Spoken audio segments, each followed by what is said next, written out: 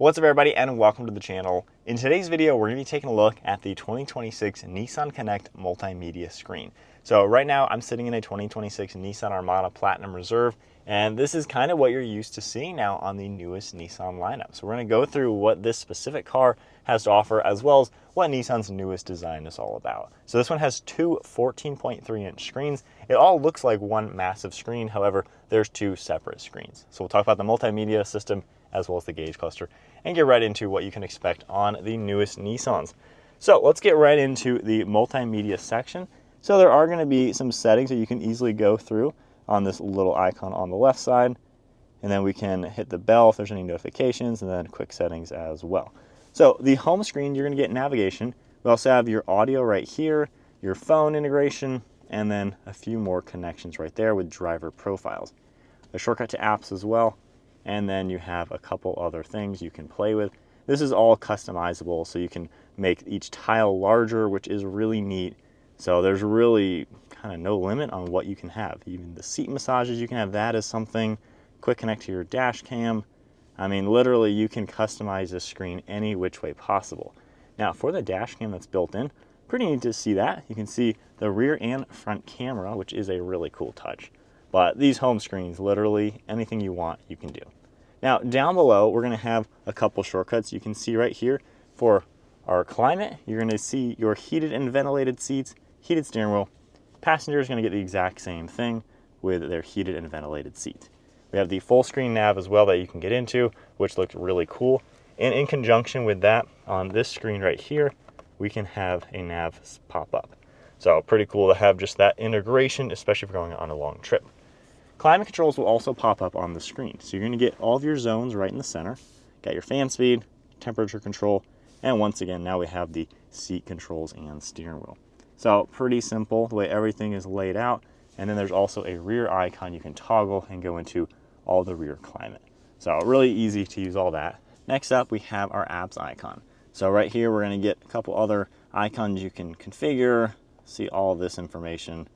So it's actually a pretty simple setup. There's really not much to it once you just understand, customize your home screen, get all these tiles the way you like it, and then we have the shortcuts all down below for the basics. Now for CarPlay, it looks like every other CarPlay with all of your apps that are going to pop up. So really simple, no issue there. And then of course you can tap the Nissan icon even to get back to here. Now for the drive select, in a lot of the new Nissans, you have these buttons down below. So if I go ahead and put the car into reverse, you're going to get a full backup camera. And again, most of the top trim Nissans are going to have this setup. So HD graphics, top-down view.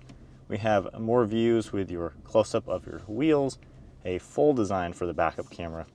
And then going back into here, if I go ahead and put the car into drive now, the cameras are going to flip-flop, and now we have a front view camera, and we can go into our 3D system. So we can basically see the whole car at every angle. So this is really good for pretty much any circumstance. We have this one as well, where it will see what's underneath the car, which is kind of cool as you drive. And then we can even make that into the full design. So that is a really cool way, especially maybe if you're off-roading or something. I mean, you're going to be able to go places and see things. So as you can tell, we can see everything underneath the car. So great for hitting some off-pavement sections. So that's a cool feature for sure, just having that massive screen. And then from here, if we toggle into these, it goes back to the normal design. From here, we can go back into park, and then we can exit out of the screen. Well, there's a full look at basically Nissan's multimedia. It may look complicated at first, but honestly, once you start using it, it's so easy the way everything is laid out. We have this icon over here that will do the Google. Of course, me talking isn't going to help, but that is a nice touch to see. Let's play with it and see what it does real quick. Adjust the climate control to 70. Sure, changing the auto climate control to 70 degrees. So that's a cool touch. You should be able to do this with a lot of things like navigation. Navigate to Quick Trip. Here's what I found along your route for Quick Trip. So that's a pretty cool touch. Turn on my backup camera. Sorry, I don't understand. All right, so not everything, but pretty nice to see. Navigation, climate control, I'm sure several other designs. So from here, let's play with the multimedia screen in the center now. So over on the steering wheel, we are going to be able to configure left screen and right screen. You can see how that yellow icon has changed. So I can go here, make that changement, and then go over here, and all of a sudden we're into the gauge cluster. So as you can tell, we have some information on the left and right for the actual car, your speed, your gas, your range. We have the four-wheel drive, odometer, tach, and your gear. And then the center is what is going to be configurable. So I can go up and down to get those two designs for the nav. And then under here, we have some information for the engine, tire pressure, and all-wheel drive system. And then continue over, we have some off-road settings. I love seeing that, pitch and roll. We have our air suspension as well. Then we have some fuel economy information, trip information, and then the ride height control. You're also going to get this one right here with kind of a home design with two different setups, and then I can scroll up and down. And this is a really nice basic, just your vitals view. So I actually like that quite a lot to have in a car like this. And then under settings, we have all sorts of things you can change for heads-up display, driver's assistance. We have the eco mode settings, TPMS, and basically everything as expected. There's maintenance, towing. You can even customize the display, and if you change the view, it gets you to a more traditional style now.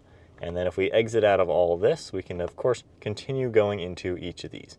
Now each of these might now have a little bit smaller setup, as you can tell, with just a smaller footprint, but you still get basically all the same information, just in a smaller screen. So I like to see that a lot. For this one, of course, just goes to a blank screen if you don't want that. But that is basically it. Honestly, really not all too confusing once you play with it enough. And I think Nissan did a great job bringing, especially the Armada and most of the other vehicles in their lineup, up to a pretty modern setup. The old Nissan screens, which some of the 26s still have them, honestly, is nothing new. It's very basic. This works really well. It looks good. The graphics themselves are very HD. The backup camera is really HD all around. No complaints there. It's easy to work. I don't see any lag or anything. Everything has always been very snappy, and it's not really difficult. Only challenge, and it depends on which vehicle we're talking about, this is the Armada. This thing is huge. It is a little bit of a reach to tap some of these buttons. However, Nissan gives you physical climate controls throughout the center here. So that's easy to get to. Four-wheel drive is easy to get to. Not really difficult. Now, you're not really going to maybe use this for every single thing, because I notice it's just a little bit of, a lot of different buttons to click to go under anything. So realistically, yes, you're going to want to use touchscreen for a lot of things, but I find myself leaving it in CarPlay and maybe just, next song or something like that. So not really touching the screen all too much, especially having physical climate controls. But using the voice commands for nav is really easy, and the center, you can have a good view for pretty much anything. But there is the 2026 Nissan setup. Comment below, do you think Nissan has done a good job? I think overall it's a pretty good setup. Really no complaints, personal preference of course, but there's a lot of customization and it's pretty simple. If you enjoyed the video, give it a thumbs up, hit that subscribe button, stay tuned for plenty more content, and I'll see you all in the next video.